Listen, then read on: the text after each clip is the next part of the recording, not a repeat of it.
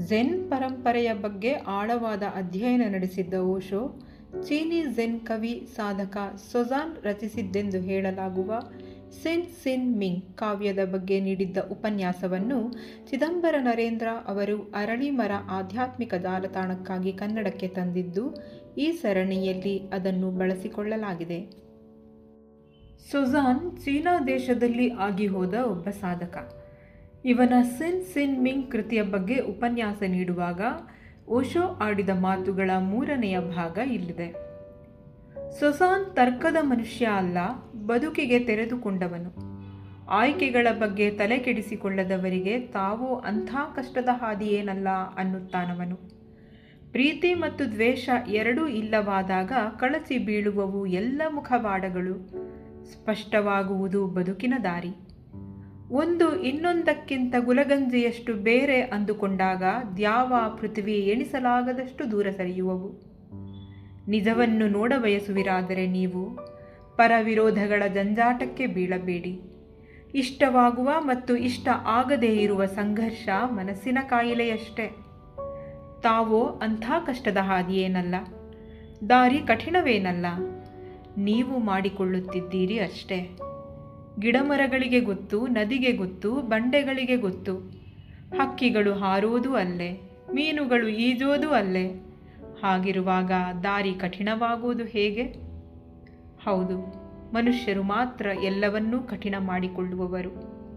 ಅವರೇ ಅಲ್ಲವೇ ಆಯ್ಕೆಗಳ ಗೊಂದಲದಲ್ಲಿ ಬಿದ್ದವರು, ಒಂದನ್ನು ಇನ್ನೊಂದರ ವಿರುದ್ಧ ಎತ್ತಿ ಕಟ್ಟುವವರು. ಹೀಗಾದಾಗ ಮಾತ್ರ ದಾರಿ ಕಠಿಣ, ಬದುಕು ಕಠಿಣ. ಪ್ರೀತಿಸುವುದು ಸುಲಭ, ದ್ವೇಷಿಸುವುದೂ ಸುಲಭ.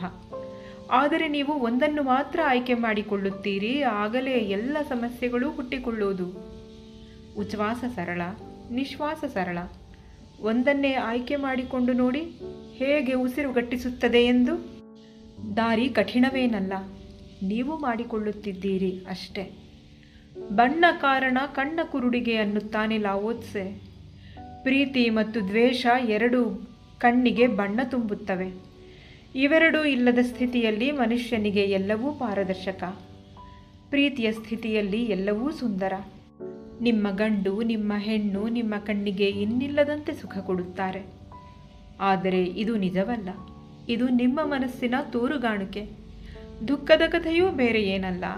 ನೀವು ಪ್ರೀತಿಸುತ್ತಿದ್ದೀರಿ ಎಂದರೆ ನೀವು ಏನನ್ನೋ ಬಯಸುತ್ತಿದ್ದೀರಿ ಎಂದರ್ಥ.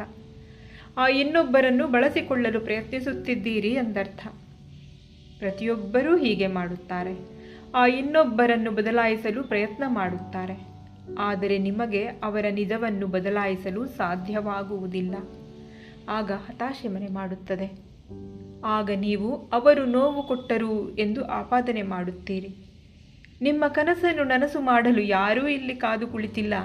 ಎಲ್ಲರೂ ತಮ್ಮ ತಮ್ಮ ನಿಯತಿಗೆ ಬದ್ಧವಾಗಿದ್ದಾರೆ. ತಮ್ಮ ತಮ್ಮ ನಿಜವನ್ನು ಕಂಡುಕೊಳ್ಳಲು ಹೋರಾಡುತ್ತಿದ್ದಾರೆ. ಹಾಗಾದರೆ ಸೊಜಾನ್ ಪ್ರೀತಿ ಮಾಡುವುದಿಲ್ಲವೇ? ಖಂಡಿತ ಮಾಡುತ್ತಾನೆ. ಆದರೆ ಅವನ ಪ್ರೀತಿ ಆಯ್ಕೆ ಮಾಡಿಕೊಂಡಿದ್ದಲ್ಲ. ಅಲ್ಲಿ ಶೋಷಣೆಗೆ ಜಾಗವಿಲ್ಲ. ಅವನು ಪ್ರೀತಿಸುತ್ತಾನೆ, ಯಾಕೆಂದರೆ ಅವನಿಗೆ ಬೇರೇನೂ ಗೊತ್ತಿಲ್ಲ. ಅವನೊಳಗಿಂದ ಪ್ರೀತಿ ಉಕ್ಕಿ ಹರಿಯುತ್ತದೆ. ಅವನಿಗೆ ಇನ್ಯಾವ ಆಯ್ಕೆಯೂ ಆಯ್ಕೆಯೇ ಅಲ್ಲ. ಗುಲಗಂಜಿಯಷ್ಟು ತಾರತಮ್ಯವು ಆಕಾಶ ಮತ್ತು ಭೂಮಿಗಳ ನಡುವಿನ ಅಂತರವನ್ನು ಅನಂತವಾಗಿಸುತ್ತದೆ. ಈ ಅಂತರದ ನಡುವೆ ನೀವು ನುಚ್ಚು ನೂರಾಗುತ್ತೀರಿ. ಇದು ಸೊಜಾನ್ಗೆ ಸಂಪೂರ್ಣವಾಗಿ ಅರ್ಥವಾಗಿದೆ.